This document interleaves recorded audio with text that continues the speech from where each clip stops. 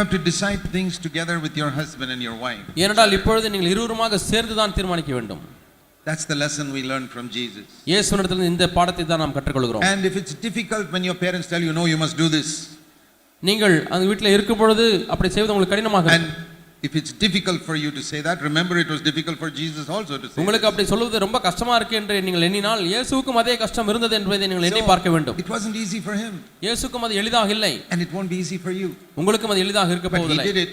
ஆனால் அவர் செய்தார். He said it. அவர் சொன்னார். And you have to take that attitude to your parents even if you don't say it with the same words. இதே வார்த்தைகளை நீங்கள் சொல்லாவிட்டாலும் இதே மனப்பான்மையை நீங்கள் கொண்டிருக்க வேண்டும். You can say it very lovingly. நீங்கள் மிகவும் அன்பாக சொல்லலாம். I appreciate what you say, but we want to take our own decision. நீங்கள் சொல்லுகிற காரியத்தை நான் பாராட்டுகிறேன், ஆனால் நாங்களாக சேர்ந்து தீர்மானம் எடுக்க நீங்கள் அனுமதியுங்கள். You can be more wise. We don't want to offend our parents. நம்முடைய பெற்றோர்களை நாம் மனம் புண்பட வைக்க தேவையில்லை, ஞானமாக காரியங்களை சொல்லலாம். I'll tell you how I did it with my father-in-law. என்னுடைய மாமனார் இடத்திலே நான் எப்படி சொன்னேன் என்பதை நான் உங்களுக்கு சொல்கிறேன். After I got married, திருமணமான பிறகு my wife's father would give me so much advice. என்னுடைய மனைவியுடைய தகப்பனார் இவ்வளவோ ஆலோசனைகளை சொல்லிக் கொண்டே இருப்பார். This. இது அதுன்னு சொல்லிக் கொண்டே இருப்பார். I would not open my mouth. நான் வாயே திறக்க மாட்டேன். I will listen. நான் கவனித்துக் கொண்டே இருப்பேன் சொல்வதெல்லாம் கேட்டுக்கொண்டே இருப்பேன். I'll go and I won't even do one thing that he said. போனதுக்கு அப்புறம் அவர் சொன்ன காரியத்துல ஒண்ணு கூட செய்ய மாட்டேன். I never argued with him. அவரோட நான் வாக்குவாதம் பண்ணவே இல்லை. Then next time he will again give me advice. I will listen with your mouth shut. அடுத்த முறை ஆலோசனை சொல்லிக் கொண்டே இருப்பார், புத்திமதி சொல்லிக் கொண்டே இருப்பார். என்னுடைய வாயை மூடிக்கொண்டு நான் கேட்டுக்கொண்டே இருப்பேன். I'll go and do nothing what he says. நான் போவேன், அவர் சொல்றது ஒண்ணுமே செய்ய மாட்டேன். Then he learned. அதற்கு பிறகு அவர் கற்றுக்கொண்டார். It's useless talking to him. இவரிடத்திலே பேசுவதிலே பிரயோஜனமே இல்லை. But we were at peace. ஆனால் நாங்கள் சமாதானமாக இருந்தோம். So you must be wise. ஆக நீங்கள் ஞானமுள்ளவர்களாக இருக்க வேண்டும். Not get into a fight and say who do you think you are? I know how to do things. யார் நினைச்சே நான் யார் நினைச்சீங்களா என்று சொல்லி ஒரு சண்டை போடக்கூடாது. We must be peaceful. சமாதானமாக இருக்க வேண்டும். But you must not let your father or father-in-law or anybody run your life. ஆனால் உங்கள் தகப்பனாரோ உங்களுடைய மாமனாரோ உங்களுடைய வாழ்க்கையை நடத்துவதற்கு அனுமதிக்க கூடாது. Today I am a father-in-law and a father to married people. நான் இன்றைக்கு மாமனாராகவும் தகப்பனாகவும் இருக்கிறேன். To my married son. என்னுடைய திருமணமான மகன்களுக்கு and to their wives. அவருடைய மனைவிமார்களுக்கு நான் மாமனாராக இருக்கிறேன்.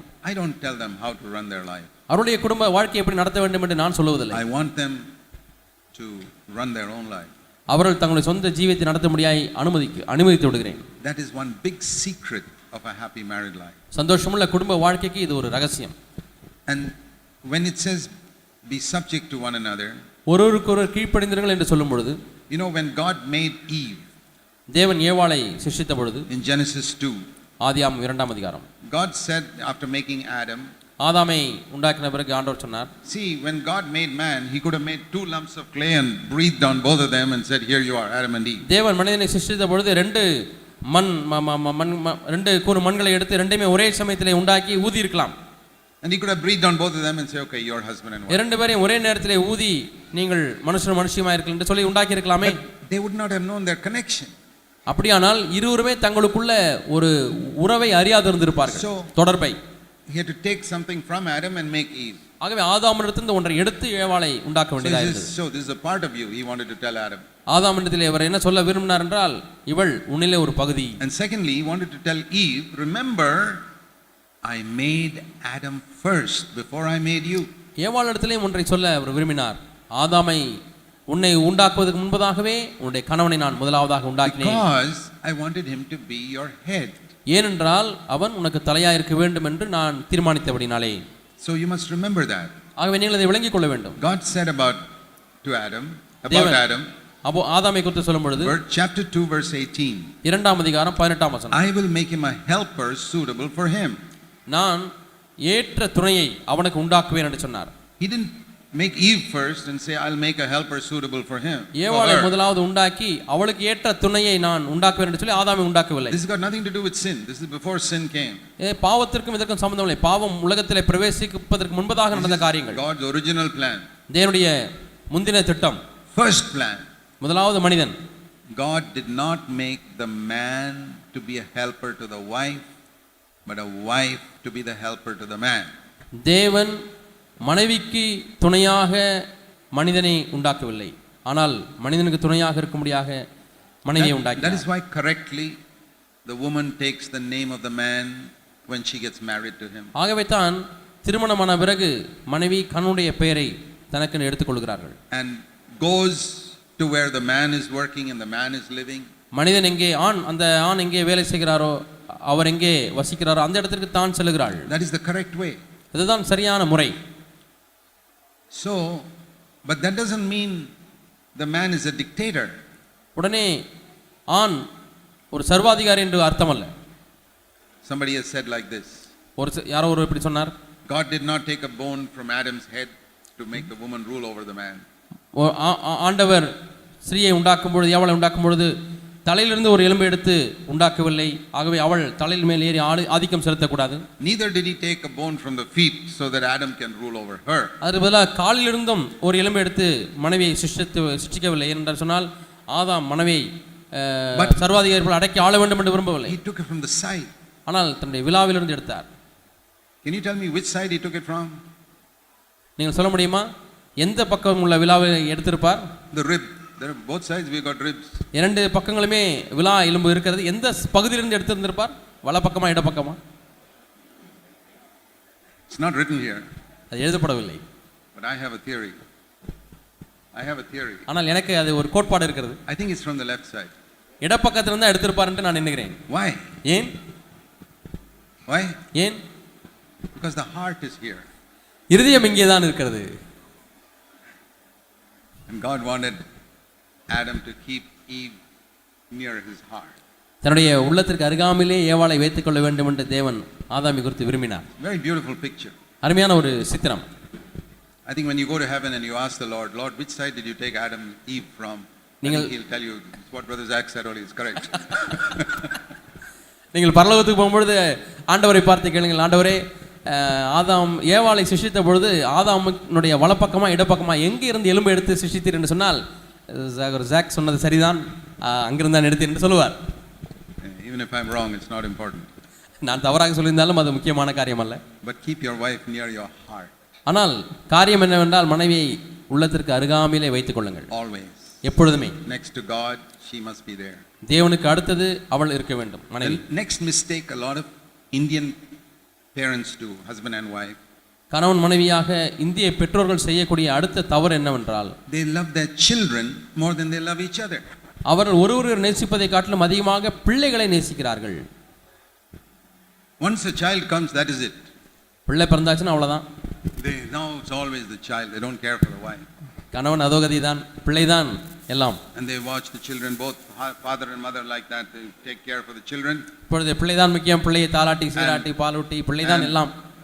25-30 years, the children all grown up and got married. 25-30 வருஷம் வரைக்கும் பிள்ளைங்க அப்படி வளர்ந்துட்டாங்க. இப்போ பிள்ளைங்களுக்கு திருமணம் ஆகி போயிட்டாங்க.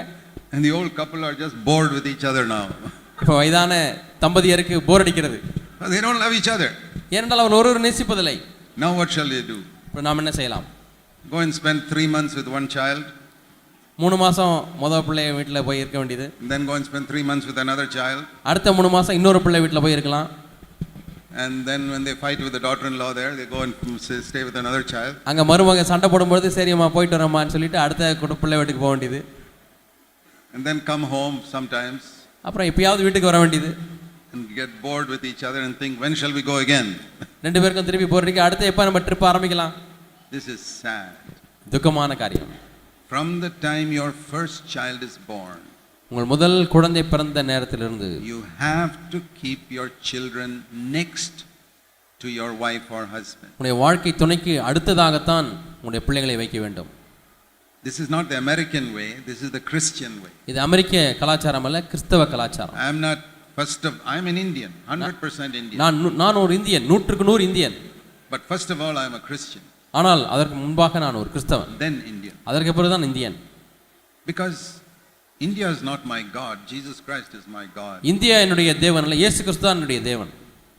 So I say that we must follow what the Bible teaches. ஆகவே வேதம் எதை போதிக்கிறதோ அதைத்தான் நாம் பின்பற்ற வேண்டும். Not the culture which we see here when it comes to marriage. திருமணம் என்று வரும்பொழுது நாம் நம்மை சுற்றி இருக்கக்கூடிய கலாச்சாரத்தை பார்த்து படிக்க கூடாது.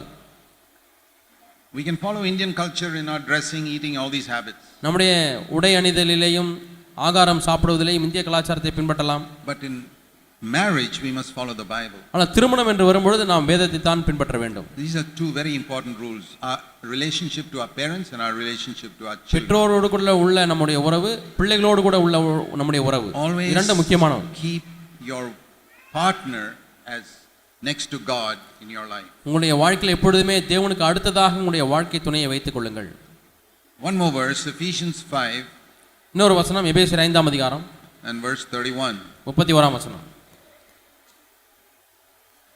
This is another important verse in marriage relationships. திருமண உறவிலே இது முக்கியமான ஒரு வசனம். Sorry, not 31, 33. 33ஆம் வசனம். 31 is what I just read. 31ஆம் வசனம் இப்பொழுது நாம் அதை தியானித்தோம். Man leave his father and mother, cleave to his wife. That's also written here. மனுஷன் தன் தகப்பனையும் தாயையும் விட்டு என்கிற காரியம் இங்கே எழுதப்பட்டிருக்கிறது. Then verse 33. 33ஆம் வசனம். Let every husband love his wife like he loves himself. உங்களில் ஒவ்வொரு அவனவன் தன்னிடத்தில் அன்பு கூறுவது போல தன் மனைவியிடத்திலும் அன்பு கூற கடவன். Verse 28, like you love your own body. 28ஆம் வசனத்திலே தன்னுடைய சொந்த சரீரத்தை நேசிப்பது போல. How do you love your body? உங்களுடைய சொந்த சரீரத்தை எப்படி நேசிக்கிறீர்கள்? Even if a mosquito sits on it, immediately you drive it off. ஒரு கொசு உட்கார்ந்தா கூட உடனடியாக அடித்து விரட்டி விடுகிறீர்கள். That's how you love your body. அப்படித்தான் உங்கள் சரீரத்தை நேசிக்கிறீர்கள். Small hurt, you immediately remove the thorn or whatever is hurting you. சின்ன காயம் பட்டாலும் அது முள்னால வந்தா உடனே முள்ளை நீக்கி விடுகிறீர்கள், உடனே அதை அங்கே போய் கவனிக்கிறீர்கள். Dear husbands, அருமையான புருஷன்மார்களே, think how you love your body, meditate on that. உங்கள் சரீரத்தை எப்படி நேசிக்கிறீர்கள் என்பதை நீங்கள் தியானித்து பாருங்கள், எண்ணி பாருங்கள். The Bible says, வேதம் சொல்கிறது, if you fear God, obey him. நீங்கள் தேவனுக்கு பயந்தவருக்கு கீழ்ப்படியுங்கள். Love your wife like you love your body. உங்கள் சரீரத்தை நேசிப்பது போல மனைவிமாரை நேசியுங்கள். Care for her like you care for your body. உங்கள் சொந்த சரீரத்தை நீங்கள் பாவிப்பது போல, கரிசனைப்படுவது போல உங்கள் மனைவியை நீங்கள் நேசியுங்கள், கரிசனைப்படுங்கள். All of you sisters are very happy listening to that. இதை கவனிப்பதிலே உங்கள் சகோதரிகளே உங்களுக்கு எல்லாரும் ரொம்ப சந்தோஷம் என்று தெரிகிறது. Now I want to tell you something. இப்போ உங்களுக்கு நான் ஒன்றை சொல்ல போகிறேன். The next part of that verse. அடுத்த வசனத்தின் அதே வசனத்தின் பின்பகுதி, you have to see to it that you respect your husband. நீங்கள் புருஷனிடத்திலே பயபக்தியாய் இருக்க கடவீர்கள். The word used is the same word used for fear of God. தேவனுக்கு பயப்படக்கூடிய பயம் என்கிற அதே வார்த்தை பயன்படுத்தப்பட்டிருக்கிறது. That type of respect for your husband as the head of your home. உங்களுடைய குடும்பத்துக்கு தலையாய் இருக்கக்கூடிய கணவன் மீது நீங்கள் வைக்கக்கூடிய பயபக்தி அப்படித்தான் இருக்க வேண்டும்.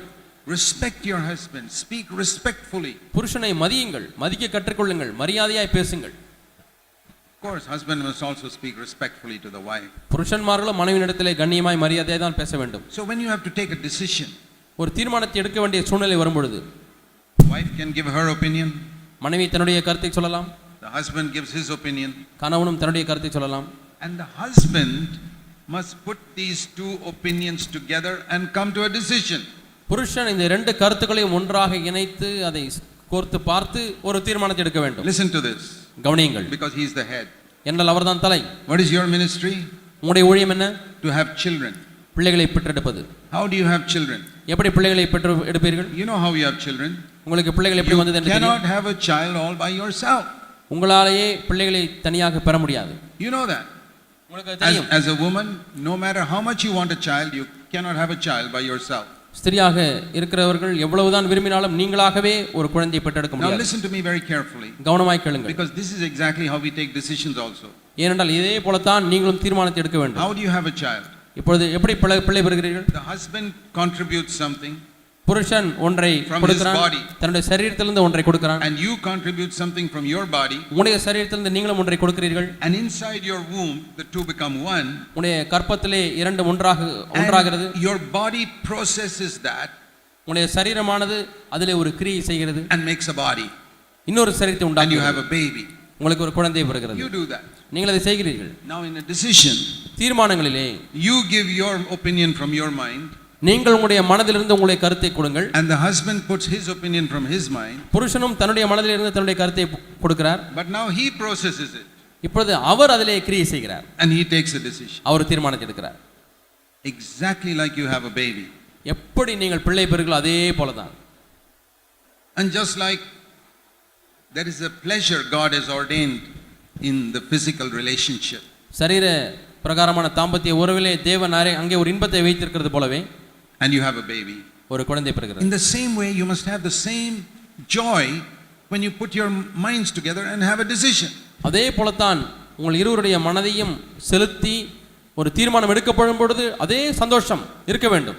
You can't have a fight with your wife and have a baby. மனைவியோடு கூட சண்டை போட்டால் குழந்தை பிறக்குமா? No, it's in the same way in a decision. God expects the man to take something from his wife and then take a decision. ஆகவே தேவன் ஒரு மனிதனிடத்தில் என்ன எதிர்பார்க்கிறார் என்று சொன்னால் மனைவியிடத்திலிருந்து ஒன்றை எடுத்துக்கொண்டு தன்னுடைய கருத்தையும் போட்டு அதன் நிமித்தமாய் ஒரு தீர்மானம் எடுக்க வேண்டும். Just like she takes something from you and has a child. எப்படி அவர்கள் உங்களுடைய இதிலிருந்து ஒன்றை எடுத்து ஒரு குழந்தையை பெற்றெடுக்கிறார்கள் அதுபோல. This is how a truly Christian home must be built up. இப்படித்தான் ஒரு மெய்யான கிறிஸ்தவ குடும்பமானது கட்டி எழுப்பப்பட வேண்டும்.